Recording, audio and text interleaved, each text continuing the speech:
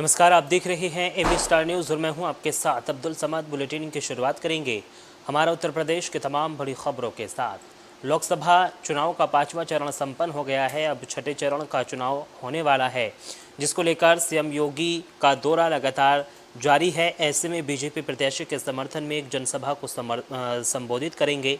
CM के आगमन को लेकर सुरक्षा व्यवस्था भी चाक चौबंद कर ली गई है।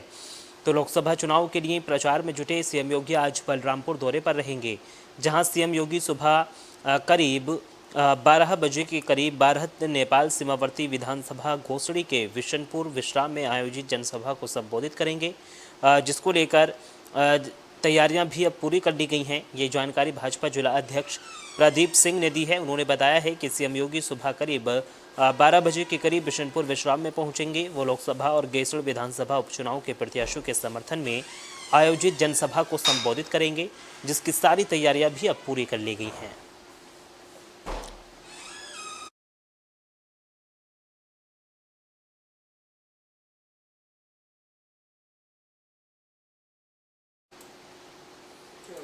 खबरों में आगे बढ़ेंगे। कैबिनेट मंत्री संजय निषाद ने विपक्ष पर जमकर निशाना साधा है।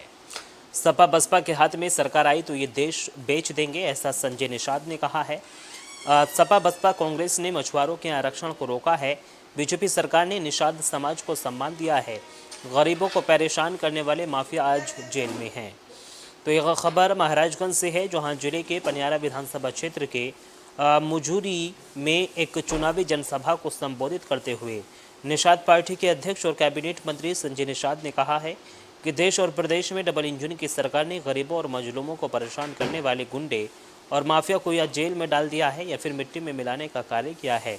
सरकार ने समाज में भयमुक्त वातावरण बनाया है। उन्होंने ये भी कहा है कि मोदी सरकार ने आपके बेटे को सम्मान देने का कार्य किया है। आज हम थाने जाते हैं तो हमें निषाद राज कहकर सम्मान दिया जाता है। कभी हम लोगों को केवट कहकर बुलाया जाता था और अपमानित किया जाता था। भाजपा सरकार में निषाद समाज का सम्मान बढ़ा है। कार्यकर्ता ने ठाना है फिर से मोदी को प्रधानमंत्री बनाना है और फिर मंत्री जी को पंकज जी को जिताकर लोकसभा में पहुंचाना है।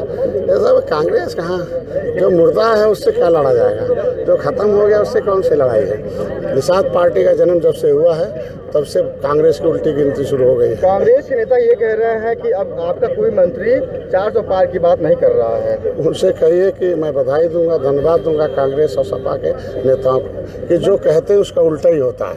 2014 देख रहा हूँ, 2015, 2017, 2018, 2019, 2022। मैं इतना कहूँ आज के दिन में कि हम लोग जो कहते हैं वो करते हैं। 325 सीटें पहले भी हम जीते थे, 72 सीटें हम हारे थे, हमारे सेकंड पोजीशन थे, रनर थे। और जिसके वजह से रनर थे, किसके वजह से, राजभर भाई की वजह से, RLD की वजह से, है ना, और लोगों की वजह से, और वो सब हमारे साथ है।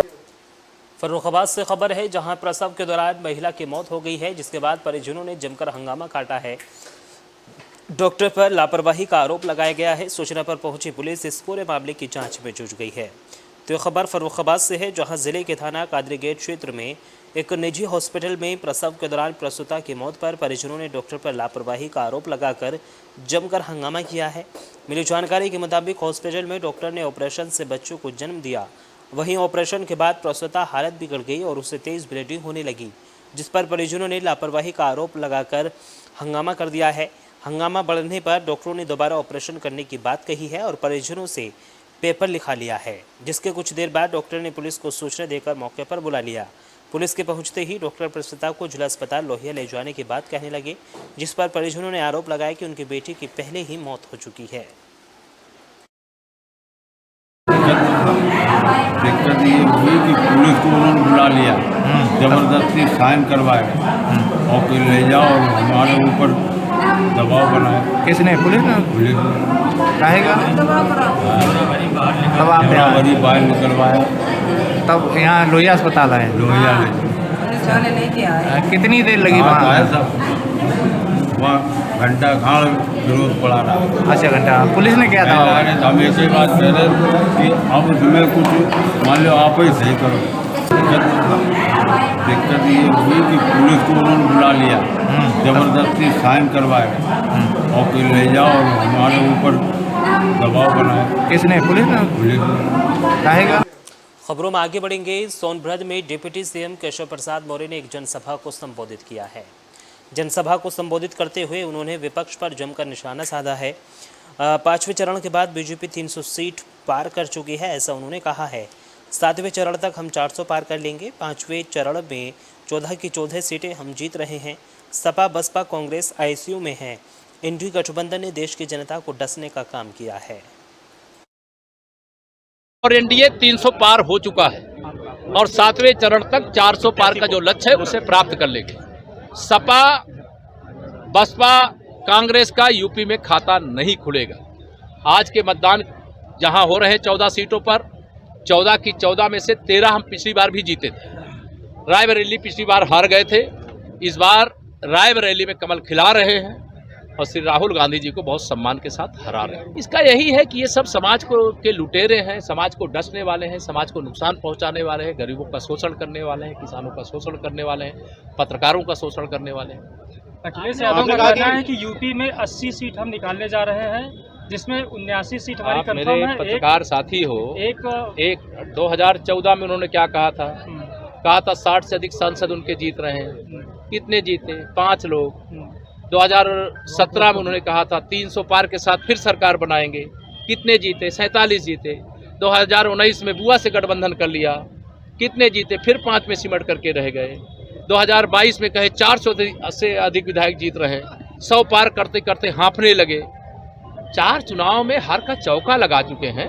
श्री अखिलेश यादव जी की समाजवादी पार्टी समाप्तवादी पार्टी होने जा रही है और उनकी जो सपा की साइकिल है उसके उर्जे पुर्जे खोल करके मैंने अपने जिला अध्यक्ष को कहा है कि उसको पार्सल करवा देंगे, खोल करके ठीक से पैकिंग करा करके, क्योंकि अब सपा की जरूरत नहीं। सपा गुंडों, अपराधियों, माफियाओं, दंगाइयों, भ्रष्टाचारियों को पैदा करने की फैक्ट्री है। और खबरों में आगे बढ़ेंगे। बस्ती पहुंचे अखिलेश यादव ने पक्ष पर जमकर निशाना साधा है। उन्होंने कहा है कि जिस तरीके से 5वें चरण का चुनाव संपन्न हुआ है उसमें इंडिया अलायंस जीत की ओर बढ़ रही है।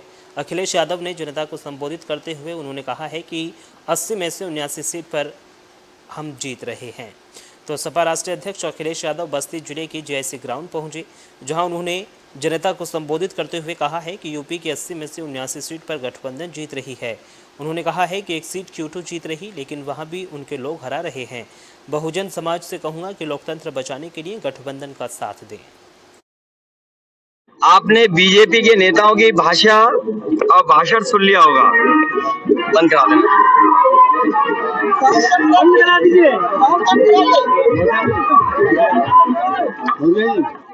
बीजेपी के नेताओं के भाषण और भाषण में उनकी बातें आपने सुन ली होंगी। 4 चरण के बाद ही उनके भाषण की भाषा बदल गई। वही पुरानी कहानी सुना रहे हैं, वही घिसे पिटे डायलॉग सुना रहे हैं। ये इस बार जनता इनको सुनने के लिए तैयार नहीं है।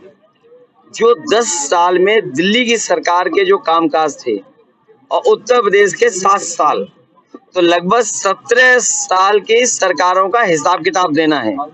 जो मुख्यमंत्री हमेशा बुलडोजर लेकर के तैयार रहते हैं और अन्याय के लिए अपनी पुलिस प्रशासन को आगे कर देते हैं, उनकी हर परीक्षा का पेपर रद्द हुआ, पेपर लीक हुआ।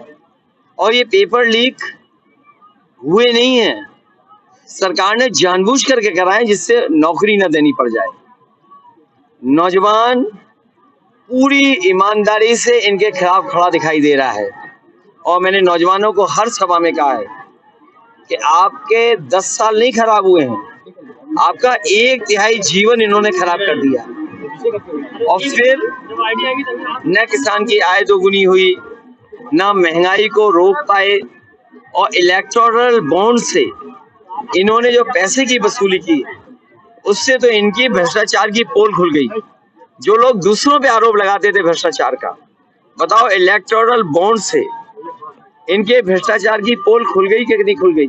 और इसके साथ साथ जो आज बाजार में महंगाई है, इन इलेक्टोरल बॉन्ड की वजह से भी है, जिनसे आप 1000 करोड़ रुपए ले लोगे, 500 करोड़ रुपए ले लोगे, 400 करोड़ रुपए ले लोगे, वो बताओ दुगना मुनाफा कमाएंगे कि नहीं कमाएंगे।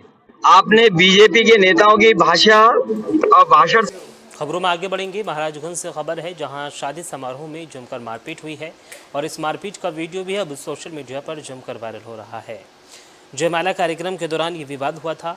शरारती युवकों के हंगामा करने पर यह विवाद बढ़ गया। केस दर्ज कर मामले की जांच में जुट गई है।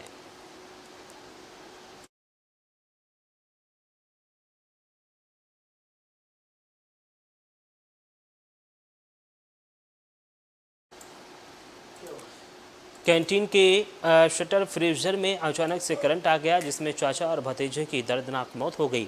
सूचना पर पहुंची पुलिस इस पूरे मामले की जांच में जुट गई है। तो लखीमपुर खीरी के फूलबेड़ा थाना क्षेत्र के सुंदरवाला कस्बा स्थित शराब की दुकान के पास कैंटीन के शटर और फ्रीजर में उतरे करंट की चपेट में आने से चाचा भतीजे की मौत हो गई।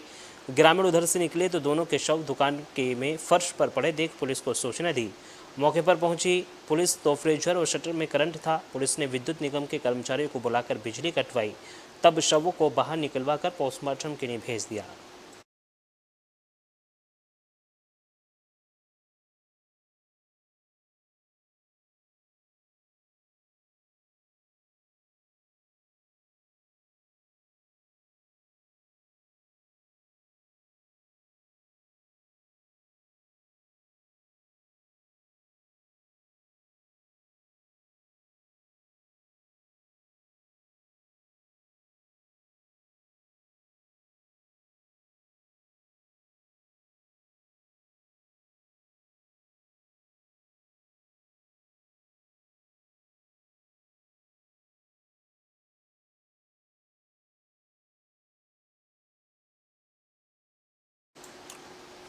खबरों में आगे बढ़ेंगे।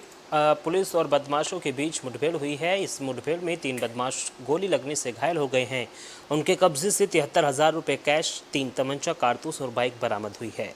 तो बुलंदशहर खुर्जा कोतवाली के रामगढ़ी मोड़ पर पेट्रोल पंप मालिक से लूट करने वाले लुटेरे और पुलिस के बीच मुठभेड़ हो गई, जिसमें 3 बदमाशों को गिरफ्तार कर लिया गया है।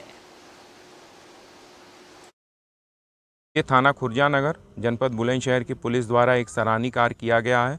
थाना खुर्जा नगर की पुलिस द्वारा आज प्रातःकाल शाहपुर मोड़ पर संदिग्ध व्यक्ति और वाहनों की चेकिंग की जा रही थी, जिसके क्रम में एक बिना नंबर प्लेट वाहन पर 3 संदिग्ध व्यक्ति आते हुए दिखाई दिए, जिसको जब पुलिस पार्टी द्वारा रोकने का प्रयास किया गया तो उनके द्वारा पुलिस पार्टी पर फायर करते हुए रामगढ़ी रोड की तरफ भागने का प्रयास किया गया, जिसके क्रम में पुलिस द्वारा भी उनका पीछा करते हुए आत्मरक्षार्थ पुलिस द्वारा भी उन पर फायर किया गया, जिसके क्रम में तीनों ही बदमाशों के पैर में गोली लगी है। प्रथम दृष्टया पूछताछ में यह तथ्य प्रकाश में आया है कि उक्त तीनों ही अभियुक्तों द्वारा दिनांक 16/5/2024 को थाना खुर्जा नगर में पेट्रोल पंप व्यवसायी के साथ कारित की गई लूट की घटना उनके द्वारा कारित की गई थी। साथ ही इन अभियुक्तों के पास से उक्त घटना में लूटी गई सोने की चेन और लूटे गए लगभग 72,000 रुपये की नकदी, साथ ही लूटी गई स्कूटी एवं घटना में प्रयुक्त स्कूटी को भी उक्त बदमाशों की 3 साल के मासूम पर कुत्ते ने हमला कर दिया है, जिसके बाद मासूम बुरी तरह से घायल हो गई है और अस्पताल में उसको भर्ती कराया गया है, जहां पर उसका इलाज चल रहा है। कुत्ते का हमले की पूरी घटना सीसीटीवी कैमरे में कैद हो गई है।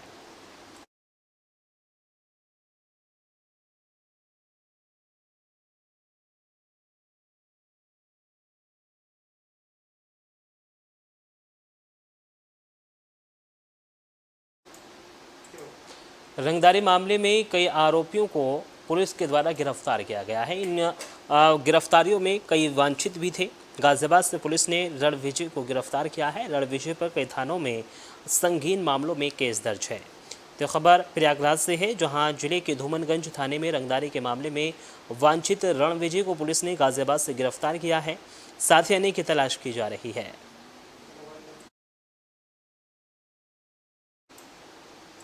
और फिलहाल इस बुलेटिन में सिर्फ इतना ही। देश और दुनिया की तमाम बड़ी खबरों के लिए बने रहिए AB स्टार न्यूज़ के साथ। नमस्कार।